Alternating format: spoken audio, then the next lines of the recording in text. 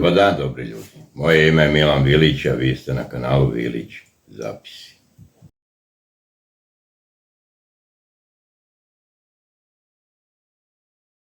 Nastavljamo rad na ovom kanalu. Polako gazit ćemo istom putanjom kojom smo i do sada. Izvinjavam se jer još grafički nije obrađen onako kako sam ja to navikao, još uvijek postavljam sistem, treba malo vremena dok se to uradi, ali mislim da to nije najbitnija stvar. Danas ćemo se posvetiti jednom, možda za nekoga detalju, koji nam puno toga može objasniti. Naime, Rusi su i zvanično sad 9. maja, iako je to neki dan ministar odbrane Rusije rekao, objavila da je vojska Sjeverne Koreje učestvovala u bitkama u Kurskoj oblasti. Mogli ste na paradi da vidite posebno postrojene severnokorejske oficire sa kojima se Putin rukovao i zadržao u razgovoru. Ovo je jedan veoma bitan moment. Zašto?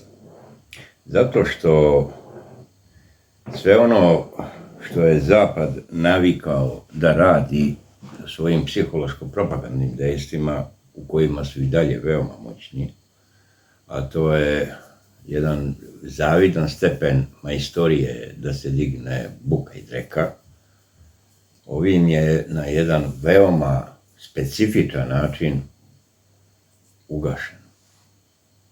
Očiglednom nastavom.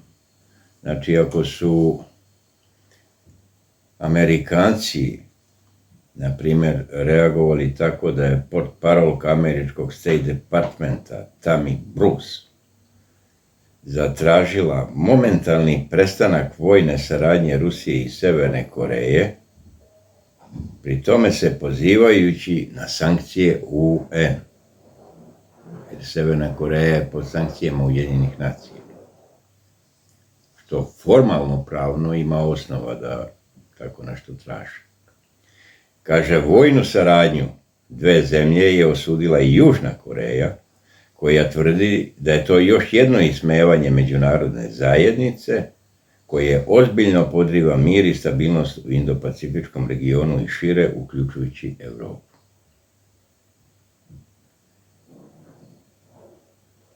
Sad,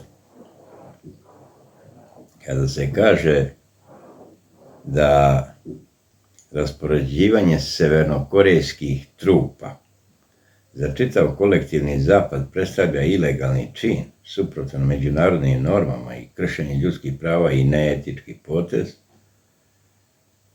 tada se misli na sasvim neki drugi par opanak. Vidite kako se to vrati, jer svi mi znamo da u toj Ukrajini ratuju vojnici i oficiri Severnoatlantskog pakta pod firmom dobrovoljaca. A u ovom slučaju je to zvanična država koja je poslala svoje trupe u pomoć druge države. Sad vi meni kažete šta je čistije i šta je moralnije. Da se kao lopov noću prikradaš ili da izađeš ko junak na Megdan.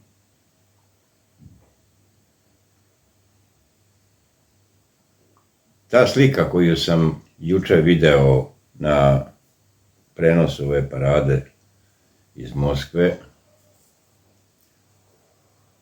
me je lično rastužilo. Način na koji su primljeni državnici koji su došli na tu paradu u odnosu na ovog našeg nepomnjanika koji je sedeo 13 mjesta daleko od Putina. Način na koji se Putin pozdravio sa komandantima svih ešalona koji su prodefilovali Crvenim trgom, a bilo ih je iz puno zemalja.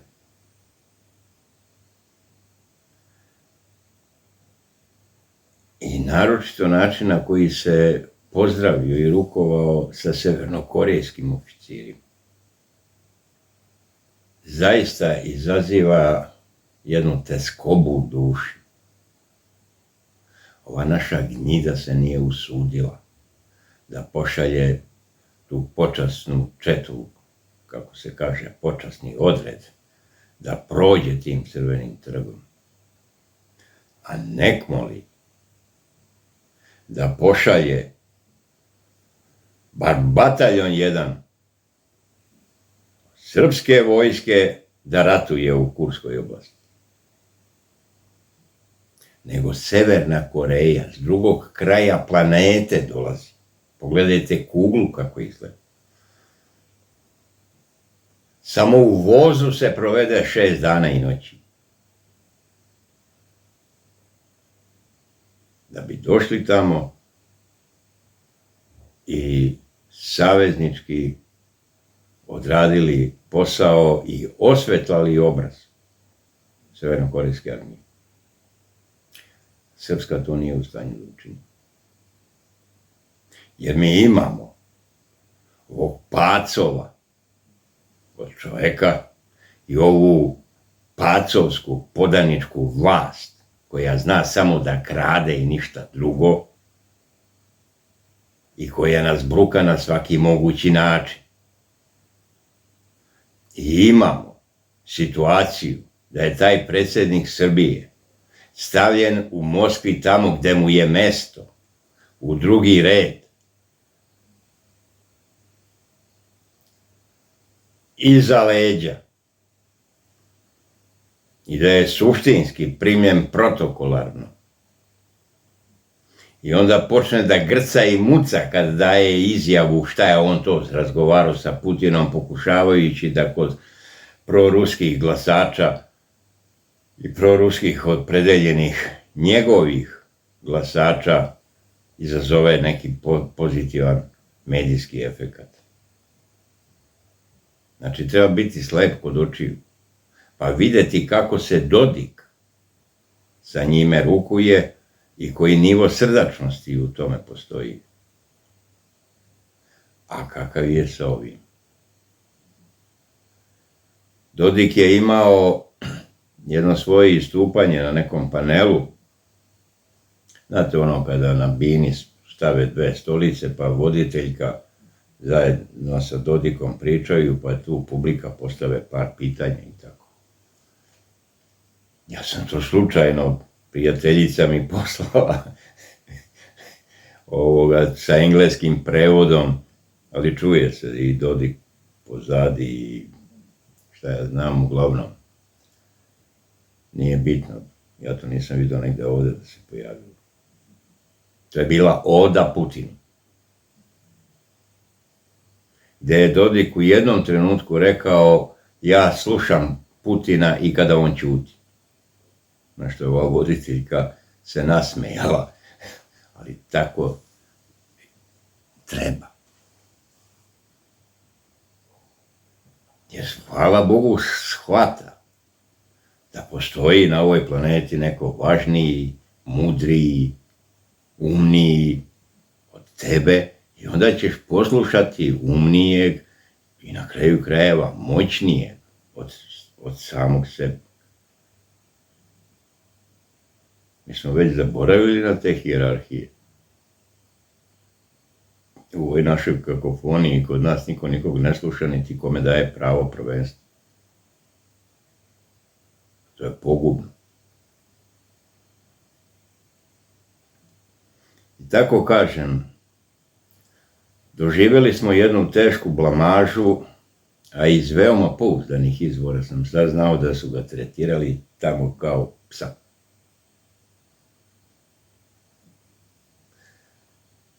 On je, što se Rusa tiče, otpilio, morao je da dođe u Moskvu jer bi se proveo mnogo gore da nije došao. On više nema šta da traži u bilo kakvim međunarodnim poslovima. bilo gde. Sa tom budaletinom će se svako ismejevati, zezati i uopšte odnositi kao jednom gubavom stvoru. U to je on pretvorio i sebe i predstavljanje Srbije bilo gde u svetu.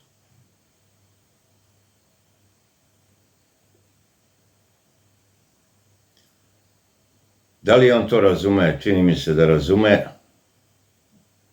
ali taj bednik u njemu mu ne dozvoljava da slučajno proviri kroz taj štit bedni iskra normalnosti koja bi mu rekla dosta je bilo. Beži odavde dok živu glavu imaš. Šta da radimo? Tako nam je kako nam je. Već sam vam rekao da smatram 9. maj jednom veoma velikom prekretnicom istorijskom o kojoj će se u budućnosti učiti. Šta se desilo 9. maja 2025. godine. Kako će razrešenje u narednim danima biti i kako će to sve funkcionisati, vidjet ćemo, neću ništa da prejudiciram, ali nekakav logički sled stvari sledi. No, pričat ćemo o svemu tome. Sve vas pozdravljam i volim, za Carstvo nebesko u slobodnoj Srbiji. Živjeli.